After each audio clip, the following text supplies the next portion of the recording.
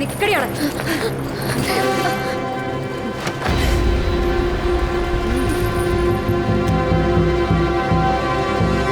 என் பேரு வளர்மதி. எங்க ஊரு சேலம், കാവേരി ആസ്പത്രി പക്കം. സേലത്താ? പിന്നെ നീ എന്തിനാണ് സേലം ബസ്സിൽ ഒരു അങ്കമാലിക്ക് പറഞ്ഞേ? അത് വന്ന് പറയടി. നീ ആരെ പറ്റിക്കാനാടി പറുത്തിട്ടിട്ട് 3-4 സംഘട്ടിട്ട് കിടന്ന് കറങ്ങിയത്? ஐயோ இல்லை சார், யாரையும் ஏமாத்துறதுக்காக நான் எதுவும் பண்ணல சார். பயம். ஊருக்கு போக முடியாது. பெரிய வீட்டில் வாழ்ந்தவனா லவ் மேரேஜ் பண்ணி அங்கே ரொம்ப ஜாதி கலவரம் ஆயிடுச்சு. அதுக்கப்புறம் தான் சார் உசுறு வாழறதுக்காக நான் இங்கே வந்தேன். കരയാതെ മര്യാദക്ക് നിന്റെ നാട്ടിലെ അഡ്രസ് പറയടി. കുപ്പരാജ് ഹൗസ്, രാമസ്വാമി നഗർ, സീലനായക്കമ്പട്ടി.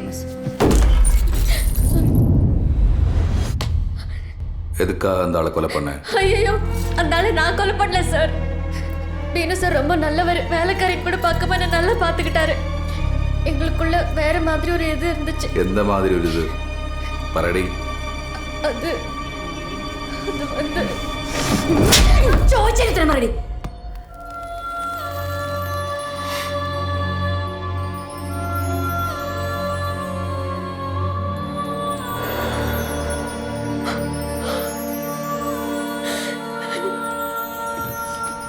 அப்போ நீயல்ல, வேற யாரு? அது உனக்கு தெரியாதா?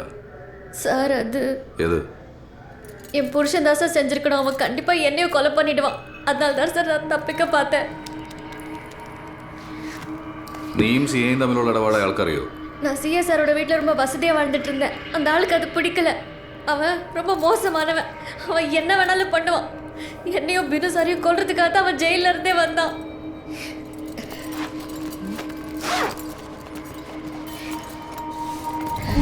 இது அவனோட கத்தி.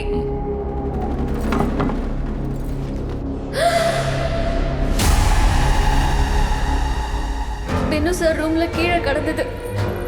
அப்ப புரிஞ்சுக்கிட்டேன் ഇത് അവൻ தான் பண்ணிருக்கணும்னு. ഈ കാര്യം കോടതിയിൽ പറയാൻ തയ്യാറാണോ? എങ്ക വേണാലും சொல்றேன் சார்.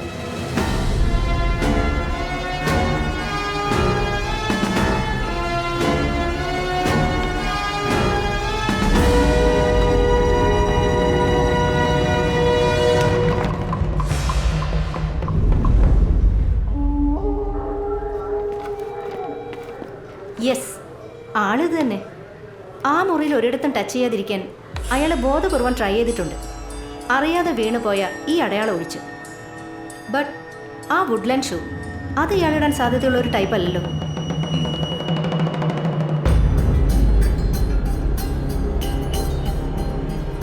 അതെ, അയാളെ അറിയോ? ഇല്ല. എന്തെങ്കിലും ഫൈൻഡിങ്സ് ഉണ്ടായാലും വിളിക്കാം. പോലീസുകാരെ കുറിച്ച് താൻ എന്താണോ വിചാരിച്ചേ? എന്താടോ ഇയാളെ എനിക്ക് കൈക്കൂലി തരുന്നു സാറേ? ഇല്ല സാർ. അയാള് സന്തോഷത്തോടുകൂടി തരാണെങ്കിൽ വാങ്ങടോ. അല്ല, എന്താ കേസ്? അത് പിന്നെ സാറേ, ഇയാൾ യൂബർ വിളിച്ചു. അതിനകത്ത് 10,000 രൂപ വിലയുള്ള എന്തോ മരുന്ന് മറന്നു വെച്ചെന്ന്. ഊബറുകാരെ വിളിച്ചു വെച്ചില്ലേ? അവർക്ക് അറിയില്ലെന്നാ പറയുന്നത്. സാറേ, അവനോടൊക്കെ മര്യാദയ്ക്ക് ചോദിച്ചാൽ പറയില്ല സാറേ. പിടിച്ച് 4 പിട പടക്കണം, എന്നാലേ സത്യം പറയൂ. താൻ പറയുമ്പോ കയറടിക്കാൻ പോലീസുകാരെന്താടോ, ഗുണ്ടകളോ? എന്തായിരുന്നു മരുന്ന്? എന്തായിരുന്നടോ മരുന്ന്? വയാഗ്ര സാറേ. അത് ഒറിജിനൽ സാധനമായിരുന്നു. അതുകൊണ്ട് അയാൾ ബാഗ് തിരിച്ചു തരാത്ത. താൻ തന്നെ അന്വേഷിച്ച് കണ്ടുപിടിച്ച് കൊടുക്കുക. അല്ല, ഇത് വേണ്ടല്ലോ അല്ലേ സാർ?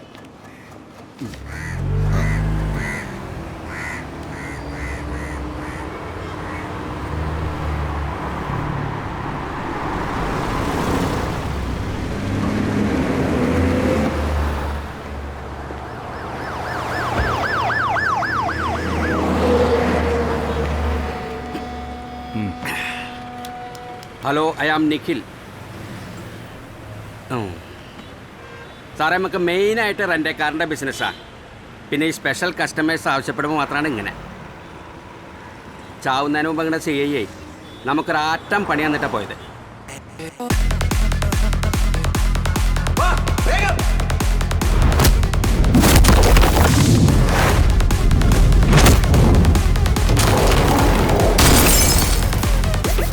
അന്നാ പിള്ളേരെ പിടിച്ചതേ പ്യുവർ കൊക്കൈനാ. എന്നിട്ട് അത് മാറ്റിയിട്ടാണ് തൊണ്ടിയായിട്ട് എവിടുന്നോ കൊണ്ടുവന്ന കുറേ കഞ്ചാവ് കാണിച്ചത്. എന്നിട്ട് ഇമ്മളേന്ന് പിടിച്ച സാധനം ഇമ്മക്ക് തന്നെ ലോകത്തില്ലാത്ത വിലയ്ക്ക് വിൽക്കാൻ നോക്കി. ക്രൂരതയല്ലേ സാറേ ഇത്? സാറ് നോക്കണ്ട. ഉണ്ണിത്താൻ സാറ് പറഞ്ഞോണ്ടാ ഞാനൊരു ജെന്റിൽമാൻ സ്റ്റീലായിട്ട് ഇതിവിടെ വന്ന് സാറിനോട് തുറന്നു പറഞ്ഞത്. പോയത് പോയി. ഇനിയിപ്പോൾ അവൻ്റെ പിന്നാലെ പോയിട്ട് അവനെ തട്ടാനുള്ള കപ്പാസിറ്റി ഒന്നും നമുക്കില്ല. നമ്മളേ പ്യുവർ ബിസിനസിൻ്റെ ആൾക്കാർ.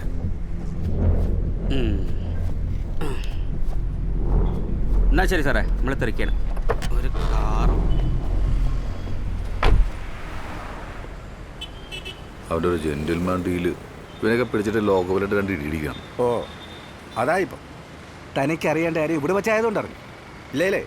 കോടതിയും വക്കീലും മുൻകൂർ ജാമ്യമായിട്ട് 10-15 ദിവസം അങ്ങ് പോയി കിട്ടിയത്. തന്നെപ്പോലുള്ള കേമം പോലീസുകാരന്മാരെ ഒരു കാര്യം മനസ്സിലാക്കണം. എന്നെപ്പോലുള്ള കുറച്ച് ഉണ്ണാക്കന്മാർ കാലങ്ങളായി ഈ ബാഡ് കോപ്പ് വേഷം കെടുത്തോണ്ടാ ഇത്തരം കുഴപ്പക്കാരോട്ട് പോലീസിന് ഒരു പാലോടാൻ പറ്റുന്നത്. അല്ലാതെ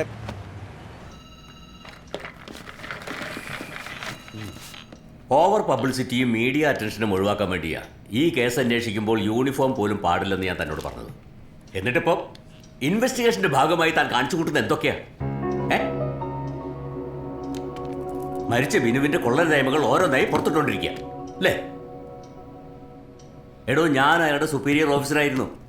ഇതെന്നെ എങ്ങനെ ബാധിക്കുമെന്ന് താൻ മനസ്സിലാക്കിയിട്ടുണ്ടോ? നമ്മുടെ ഡിപ്പാർട്ട്മെന്റ് എങ്ങനെ ബാധിക്കുമെന്ന് താൻ മനസ്സിലാക്കിയിട്ടുണ്ടോ? സാർ, അത് ഡിപ്പാർട്ട്മെന്റ്. താനിങ്ങനെ കാടടച്ച് വെടിവെക്കാതെ ഇമ്മീഡിയറ്റ്ലി ആ തമിഴനെ ആറൂര് പക്കണം. എടോ, അന്ന് അയാൾ അവിടെ കയറി എന്നതിനുള്ള എവിഡൻസ് നമ്മുടെ കയ്യിലുണ്ട്.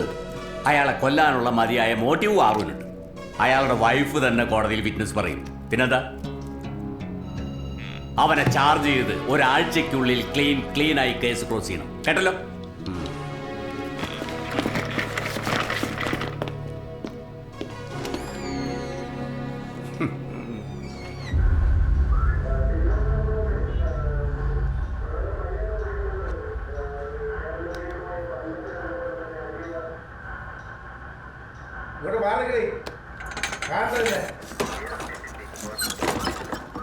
ഇവിടെ എന്താ സംഭവം? സാർ, ഇത് നമ്മുടെ ബിനു സാറിന്റെ വൈഫാ, ലിൻസി മാഡം. കേസിന്റെ കാര്യം എന്തായെന്ന് അറിയാൻ വയനാട്ടിൽ നിന്ന് വന്നാ. എൻ്റെ റൂമിലിട്ടൊന്നും ഞാൻ പറയാം. Madam please.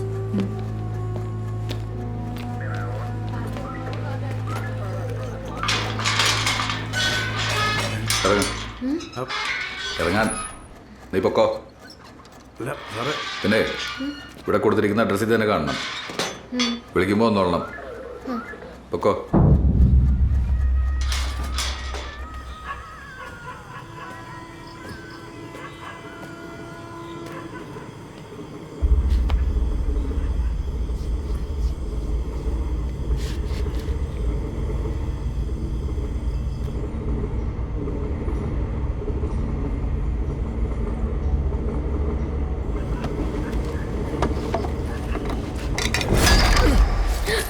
யாரு?